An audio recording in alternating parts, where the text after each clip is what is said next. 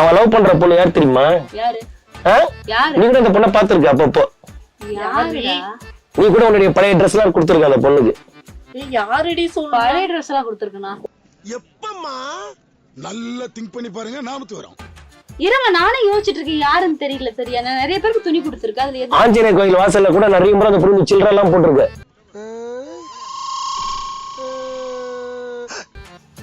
அங்க குறிக்காரங்க பிச்சைக்காரங்க தான் இருப்பாங்க. அந்த பிச்சைக்காரில ஒருத்தி தான் மருமகளா வர போறா. அந்த பொண்ணு முழுகாம இருக்கு.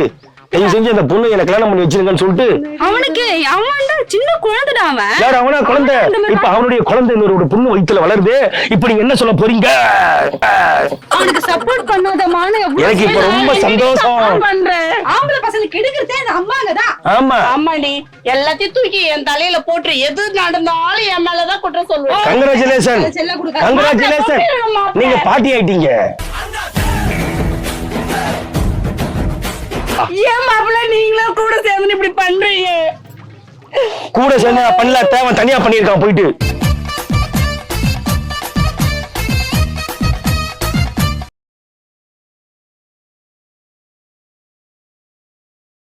நான் வீழ்வேன் என்று நினைத்தாயோ?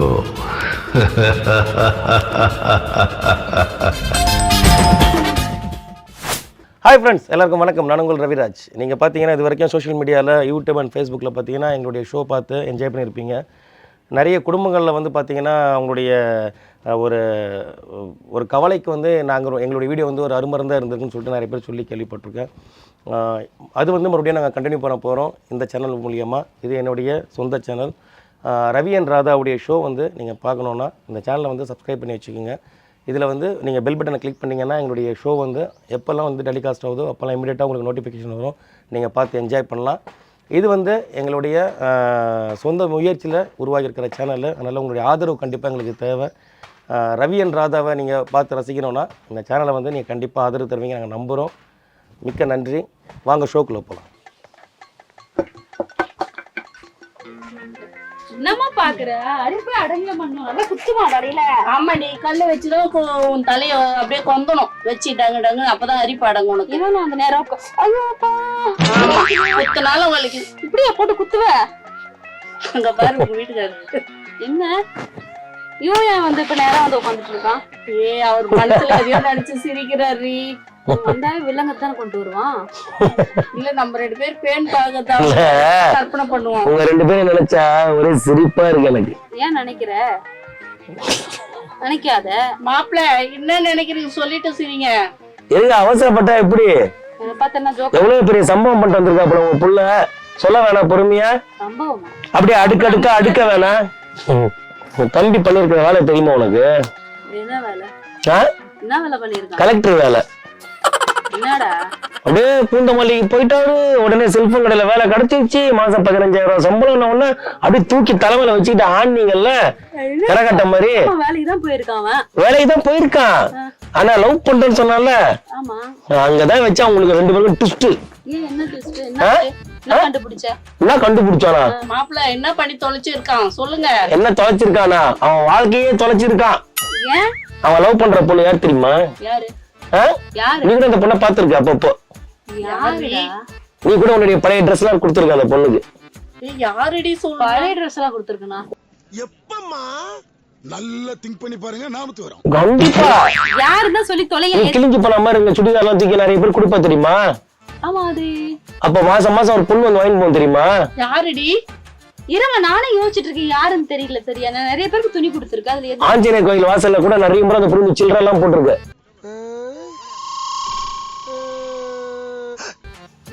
அங்க குறிக்காரங்க பிச்சைக்காரங்க தான் இருப்பாங்க. அந்த பிச்சைக்காரில ஒருத்தி தான் மருமகளா வர போறா. காமெடி பண்றாண்டி. என்னடா சொல்ற? ஐயோ, என் மனசுல இருக்கிற பாரமே இப்பதான் குறைஞ்சிருக்கே. உதயா, என் மச்சான் என்ன மாதிரி காரியத்தை பண்ணிட்டு வந்திருக்காடா. டேய், இதுல நம்ம காமெடி பண்ணுவாங்க. அது காமெடி பண்றாங்களா? இனிமே வந்து உங்க குடும்பமே பிச்சைக்கார குடும்பம்னு சொல்லிட்டு பேர் வாங்க போறீங்க. உங்களுக்கு வரதட்சணை என்ன தெரியுமா வரும்? என்ன பார்த்த? அதுமே தட்டு வரும். அந்த பையன் பேச்ச கேட்டு அந்த அவங்க அப்பா கிட்ட பேச போலான்னு போனா நேரா புதுப்பாக்க ஆஞ்சநேயர் கோயில் கூட்டு போனா. இங்கடா தம்பி கூட்டுவானு கேட்டேன்.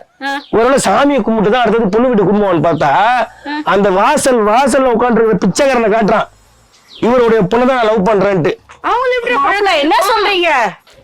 என்னத்தான் சொல்றது, அசிங்கமா இருக்கு எனக்கு. என்னை எவ்வளவுலாம் அவமானப்படுத்திருப்பீங்க, என்னைய பார்த்து எப்படி கிண்டல் அடிச்சிருப்பீங்க, கேலி பண்ணிருப்பீங்க. நானாவது உங்களை வெறுப்பேத்துறதுக்காக பிச்சை எடுத்தேன். இப்ப உண்மையிலேயே இந்த வீட்டுக்கு ஒரு பிச்சைக்காரி மருமகளா வரப்போறது நினைச்சு என்ன ஒரு ஆனந்தம் அந்த கரடி முஞ்சனுக்கு. எங்க இந்தமா பெத்த உன் பிள்ளைய நீ ஏண்டி பண்ணி தொலைறான் அவன் பண்ணதுக்கு நான் என்னடி பண்ணேன்? இன்னொரு விஷயம் தெரியுமா, இன்னொரு விஷயம் சொன்னா சாக்காயிட்டீங்க ரெண்டு பேரும். என்னதான் சொல்லி தொலை. அந்த பொண்ணு 3 மாசம் முழுகாம இருக்கா. பையன் அமாம் சோப்பை போட்டு தேய்ச்சி இருக்காடா, முதுகுல தேய்ச்சி இருக்கான். விளையாடாதீங்க மாப்பிள்ள.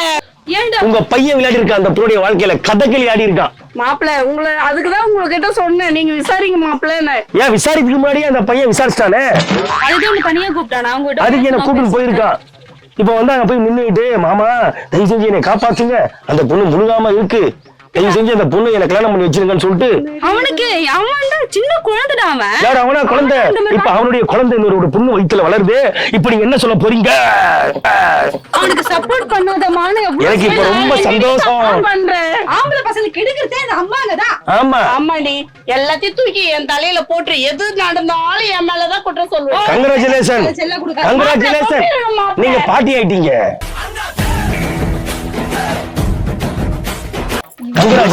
ஏன்டா அவங்க வயிற்றுல கொட்டிக்கிற?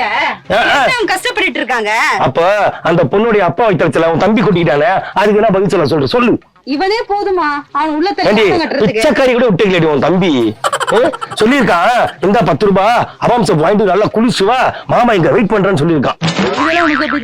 அவங்க அப்பா சொல்றாரு, அந்த பொண்ணு சொல்லியிருக்காங்க அவங்க அப்பா கிட்ட. பிரச்சனை பண்ணிட்டாங்களா? பிரச்சனை பண்ணிட்டாங்களா? அவங்க கோயில வச்சு அர்ச்சனை பண்ணிட்டு இருக்காங்கடி. என்னதுக்கு இப்படி ஒரு மருமகன் கடிச்சானே எனக்குன்னு சொல்லிட்டு. ஐயோ, இருக்கிற கொஞ்சம் நெஞ்சமான அவங்க அப்பா சொல்றாரு, தம்பி நீங்க எல்லாம் கவலைப்படாதீங்க, நானே ஏத்துக்கிட்டேன் அந்த பையனை, அந்த பையனுக்கு என் பக்கத்திலே சீட்டு போட்டு தரேன், நீங்க உட்காந்து பிச்சை எடுக்கட்டும். ஏன் தம்பி போய் பிச்சை எடுக்கணுமா? அதெல்லாம் நான் விட மாட்டேன். என்ன உன் தம்பி என்ன போயிட்டு கலெக்டர் வேலையை பார்க்க முடியும், அவன் படிச்ச படிப்புக்கு. இந்த பொண்ணு நல்ல தானடி இருந்தான், இங்க வந்து என்னைக்கு கால் வச்சானோ அவன் கெட்டு குட்டி போயிட்டான். ஐயோ, எனக்கு இப்ப இந்த சந்தோஷமான விஷயத்தை எல்லாத்தையுமே சொல்லணுமே, இந்த தெருமுறை சொல்லணுமே.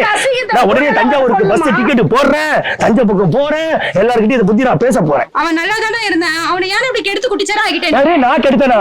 அவன் தம்பி தான் அந்த பொண்ணு கெடுத்திருக்கான். நானாவது உன்னைய போயிட்டு நான் பிச்சை தான் எடுக்க வச்சேன், நான் பிச்சை எடுத்தேன். ஆனா உன் தம்பி உன் பிச்சைக்காரிய போயிட்டு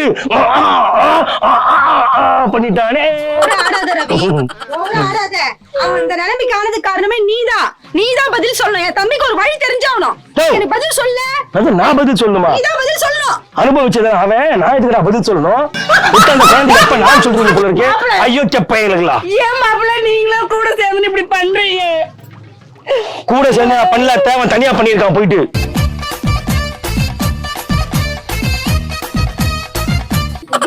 என்னடா பேசிட்டு இருக்க அவங்க கிட்ட போயிட்டு? இவங்க தான் சொன்னாங்க நான் கூட சேர்ந்து பண்ணேன்ட்டு. ஐயோ அம்மா, எதுவானாலும் தெளிவா பேசுமா. மொட்டை மொட்டையா பேசி உயிரை எடுத்துட்டு இருக்க. இப்ப ரொம்ப முக்கியம் இதெல்லாம். ஐயோ இந்த பையன் உதயா, எனக்கு வர்ற ஆத்திரத்துக்கு அவனை கொலை பண்ண போறேன். சாவடிச்சிடலாடி, நம்ம குடும்பத்துக்கே வேணாடி. புள்ளியும் தேவையில்ல. குப்பை பொறுக்கணும், இன்னைக்கு பிச்சைக்காரியெல்லாம் அசிங்கப்படுத்துற அளவுக்கு என்னடா? என்ன 2 பேரும் மாறி மாறி அழுகுறீங்க? நான் சும்மா விளையாட்டுக்கு தான் சொன்னேன், புரோக்கி தான் சொன்னேன், சும்மா சொன்னேன், அழாதீங்க. உங்களுக்கு எல்லா விஷயமும் விளையாட்டாதான். விளையாட்டு இல்ல அத்தை, அந்த பையன் கெடுக்கிறது, அந்த பொண்ணு முழுகாம சொன்னதெல்லாம் பொய். ஆனா அந்த பொண்ணு பிச்சைக்காரின்றது மட்டும் மெய்.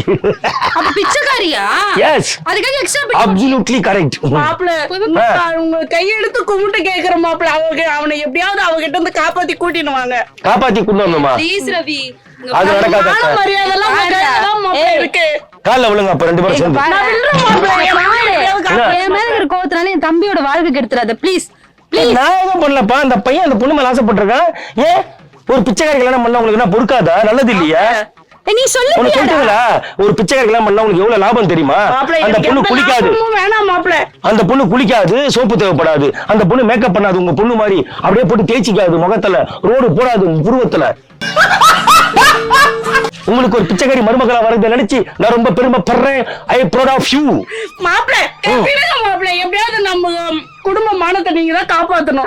இருக்கிற கொஞ்சம் மானத்தை வாங்கிட்டு போயிட்டு பண்ற நீ வேற கூட சேர்ந்து உசு பேசுற. ஐயோ ஐயா அம்மா நீ சிரிக்க வேணாம்னு சொல்லுமா. நீ எப்படி இருக்கிறியா? அதான். அவர்கிட்ட உசு அதான் பேசுற. உடைய ஆத்தனார் ஒரு பிச்சைக்காரின்றது நினைச்சாலே ரொம்ப பெருமையா இருக்குடா.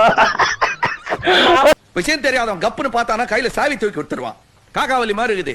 முதியாவை எப்படியாவது அந்த பிச்சைக்காரி கிட்ட இருந்து வீட்டு அவன் எத்தனை எல்லை மீறி போயிட்டாத்த. இதுக்கப்புறம் உங்க பையனை எல்லாம் உங்களால காப்பாற்ற முடியும் மாப்பிள்ள. உங்களால முடியாது எதுவுமே கிடையாது. உள்ளுக்குள்ள சந்தோஷப்படாத ரவி. அவன் சந்தோஷப்படுற நீயே ஏத்தி விட்டுருவ போல இருக்கிறீ. அவனை பாரு, சிரிக்காதடி. அவன் நல்லா பாரு. மாப்பிள்ள நீங்க பண்ணுங்க மாப்பிள்ள. அவ கிடக்குறா. நான் உங்க மேல நம்பிக்கை வச்சிருக்கேன் மாப்பிள்ள. நீங்க எப்படியாவது காப்பாத்தீங்க. இந்த செயினை கொடுங்க. கொடுக்குற மாப்பிள்ள. கழட்டி கொடுங்க இப்பவே. அவன் கேட்கிற மாதிரி எடுத்து கொடுக்குற நீ. ஏண்டி என் மாப்பிள்ள அப்பன்னா உன் தம்பிக்கு பிச்சைக்காரி தான் பொண்ணா வரும், பரவாயில்லையா? எனக்கு செயின் கூட வேணாடி. வந்தாலும் பரவாயில்ல, அவன் நகை முக்கியமா? கொடுங்க. நகல்லாம் வேணாடி. என் கௌரவம் தான் எனக்கு முக்கியம். கவலைப்படாதீங்க, உங்க பையன் நான் காப்பாத்துறேன். ஓகே, இப்போதைக்கு நான் தான் உங்க குடும்பத்துக்கே கடவுள். ஆமா மாப்பிள்ள. என்னை வணங்குங்க எல்லாம் சேர்ந்து. நான் வணங்குறேன் மாப்பிள்ள. நீங்க காப்பாத்தி கூட்டினு வாங்க மாப்பிள்ள. முறைக்காதடி. மாப்பிள்ள கூட்டினு வாங்க மாப்பிள்ள. சைனா ஆட்டி போட்டு போறான். போட போடி.